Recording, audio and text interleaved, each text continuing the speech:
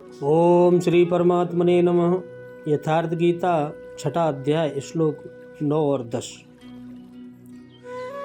स्वन्मित्रायुदासीन मध्यस्थस्थितेन बंधुषु साधुषु अपि च पापेषु समबुद्धि विशिष्यते। योगी युज्जीत सततम आत्मानं रहसि स्थितः एकाकी यत चित्तात्मा निराशी अपरिग्रह। भगवान कह रहे हैं अर्जुन, सुहृदय, मित्र, बैरी, उदासीन, मध्यस्थ, द्वेष्य और बंधुगणों में, धर्मात्माओं में और पापियों में भी समान भाव रखने वाला अत्यंत श्रेष्ठ है। दुश्मन भी और मित्र भी, सब में एक भाव, ऐसा भाव रखने वाला अत्यंत श्रेष्ठ है। और मन और इंद्रियों सहित शरीर को वश में रखने वाला, आशा रहित और संग्रह रहित योगी अकेला ही एकांत स्थान में स्थित होकर आत्मा को निरंतर परमात्मा में लगावे।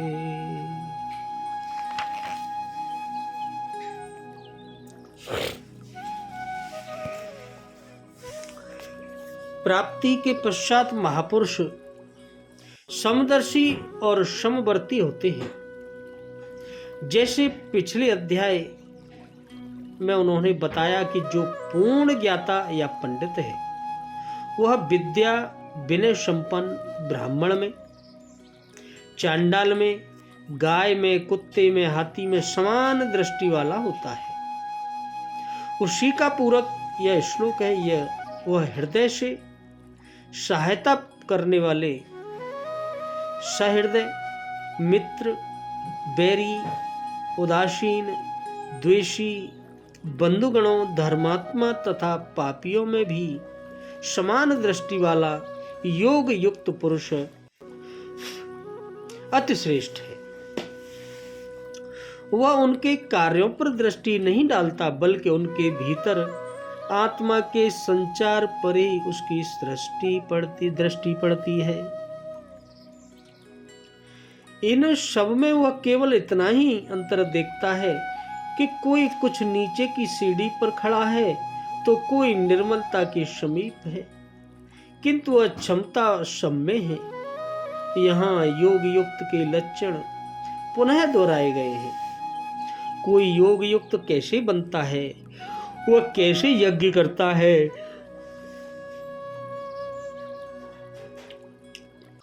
यज्ञ स्थली कैसी हो, आसन कैसा हो, उस समय कैसे बैठा जाए, कर्ता के द्वारा पालन किए जाने वाले नियम क्या हैं, आहार विहार, सोने जागने का संयम तथा कर्म पर कैसी चेष्टा हो, इत्यादि बिंदुओं पर योगेश्वर श्री कृष्ण ने अगले 5 श्लोकों में प्रकाश डाला है, जिससे आप भी उस यज्ञ को संपन्न कर सके। अध्याय 3 में उन्होंने यज्ञ का नाम लिया और बताया कि यज्ञ की प्रक्रिया ही वह नियत कर्म है। अध्याय 4 में उन्होंने यज्ञ का स्वरूप विस्तार से बताया, जिसमें प्राण में अपान का हवन, अपान में प्राण का हवन, प्राण और अपान की गति रोककर मन का निरोध इत्यादि किया जाता है। यही कर्म है। सब मिलाकर यज्ञ का शुद्ध अर्थ है आराधना। यज्ञ क्या है? आराधना। तथा उस आराध्य देवता की दूरी तय करने वाली प्रक्रिया को ही यज्ञ कहते हैं, जिस पर 5वें अध्याय में भी कहा है। किंतु उसके लिए आसन, भूमि, करने की विधि इत्यादि का चित्रण शेष था। उसी पर योगेश्वर श्री कृष्ण यहाँ प्रकाश डालने क्या कह रहे? जो लोग चित्त को जीतने में लगा हुआ योगी मन, चित्त को जीतने में लगा हुआ योगी मन इंद्रियों और शरीर को वश में रखकर वासना और संग्रह रहित होकर एकांत स्थान में अकेला ही चित्त को आत्मोपलब्धि कराने वाली योग क्रिया में लगावे, उसके लिए स्थान कैसा हो, आसन कैसा हो, वो आगे बताएगी। बोलो राधे कृष्ण। सुहृदय और मित्र में क्या भेद है? संबंध और उपकार आदि की अपेक्षा न करके बिना ही कारण स्वभावतः प्रेम और हित करने वाले सुहृदय कहलाते हैं, तथा परस्पर प्रेम और एक दूसरे का हित करने वाले मित्र कहलाते हैं। अरे यानी बैरी और द्वेष पात्र में क्या अंतर है? किसी निमित्त से बुरा करने की इच्छा या चेष्टा करने वाला बैरी है, और स्वभाव से ही प्रतिकूल आचरण करने के कारण जो द्वेष का पात्र हो वह द्वेष कहलाता है। मध्यस्थ और उदासीन में क्या भेद है? परस्पर झगड़ा करने वालों में मेल कराने की चेष्टा कराने वाले और पक्षपात छोड़कर उनके हित के लिए न्याय कराने वाले को मध्यस्थ कहते हैं, तथा उनसे किसी प्रकार भी संबंध न रखने वाले को उदासीन कहते हैं। यहाँ अपि का क्या भाव है? सुहृदय, मित्र, उदासीन, मध्यस्थ और साधु सदाचारी पुरुषों में एवं अपने कुटुंबियों में मनुष्य का प्रेम होना स्वाभाविक है। ऐसे ही बैरी द्वेष और पापियों के प्रति द्वेष और घृणा का होना स्वाभाविक है। विवेकशील पुरुषों में भी इन लोगों के प्रति स्वाभाविक राग द्वेष सा देखा जाता है। ऐसे परस्पर अत्यंत विरुद्ध स्वभाव वाले मनुष्यों के प्रति राग द्वेष और भेद बुद्धि का न होना बहुत ही कठिन बात है।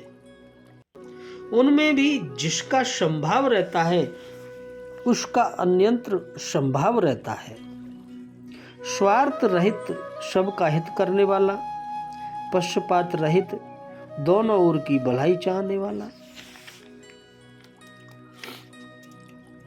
है। इसमें तो कहना ही क्या, यह भाव दिखलाने के लिए आपका भाव प्रयोग हुआ। और समबुद्धि का क्या भाव है? सर्वत्र परमात्मा बुद्धि हो जाने के कारण उन प्रयुक्त अत्यंत विलक्षण स्वभाव वाले मित्र, बैरी, साधु, पापी आदि के आचरण, स्वभाव और व्यवहार के भेद का जिस पर कुछ भी प्रभाव नहीं पड़ता, जिसकी बुद्धि में किसी समय, किसी भी परिस्थिति में, किसी भी निमित्त से भेदभाव नहीं आता, उसे समबुद्धि समझना चाहिए। छठे श्लोक में यह बात कही गई कि जिसने शरीर, इंद्रिय और मनुष्य मनरूपी आत्मा को जीत लिया वो आप ही अपना मित्र है। और फिर 7वें श्लोक में उस जितात्मा पुरुष के लिए परमात्मा को प्राप्त होना तथा 8वें और 9वें श्लोक में परमात्मा को प्राप्त पुरुष के लक्षण बतलाए, उसकी प्रशंसा की। उस पर यह जिज्ञासा होती है कि जितात्मा पुरुष को परमात्मा की प्राप्ति के लिए क्या करना चाहिए। जिसने इंद्रिय जीत ली है वह परमात्मा की प्राप्ति के लिए क्या करे, वह किस साधन से परमात्मा को शीघ्र प्राप्त कर सकता है। इसके लिए ध्यान योग का प्रकरण भगवान आरंभ कर रहे हैं। निराशी का क्या भाव है? इस लोक और परलोक के भोग पदार्थों की जो किसी भी अवस्था में किसी प्रकार भी किंच मात्र भी इच्छा या अपेक्षा नहीं करता, वही निराशी है। अपरिग्रह का क्या भाव है? भोग सामग्री के संग्रह का नाम परिग्रह है।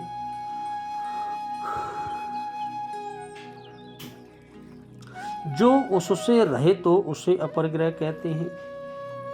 वह यदि ग्रस्त हो तो किसी भी वस्तु का ममता पूर्वक संग्रह न रखे, और यदि ब्रह्मचारी, वानप्रस्थ या सन्यासी हो तो स्वरूप से भी किसी प्रकार का शास्त्र प्रतिकूल संग्रह न करे। ऐसे पुरुष किसी भी आश्रम वाले हों अपरिग्रह ही है। यहाँ योगी पद किसका वाचक है? यहाँ भगवान ध्यान योग में लगने के लिए कह रहे हैं योगी। यहाँ एक ध्यान योग के अधिकारी का वाचक है, न कि सिद्ध योगी। एकाकी विशेषण किस लिए दिया गया है? बहुत से मनुष्यों के समूह में तो ध्यान का अभ्यास अत्यंत कठिन है ही। एक भी दूसरे पुरुष का रहना, बातचीत आदि के निमित्त से ध्यान में बाधक हो जाता है। अतः अकेले रहकर ध्यान का अभ्यास करना चाहिए, इसीलिए एकाकी विशेषण दिया गया है। एकांत स्थान में स्थित होने के लिए कहने का अभिप्राय है क्या है? जैसे वन, पर्वत, गुफा आदि एकांत देश ही ध्यान के लिए उपयुक्त है। जहाँ बहुत लोगों का आना जाना हो, ऐसे स्थान में ध्यान योग का साधन नहीं बन सकता। इसीलिए ऐसा कहा गया है। यहाँ आत्मा शब्द किसका वाचक है और उसको परमात्मा में लगाना क्या है? यह आत्मा शब्द मन बुद्धि रूप अंतःकरण का वाचक है और मन बुद्धि को परमात्मा में तन्मय कर देना ही उसको परमात्मा में लगाना है।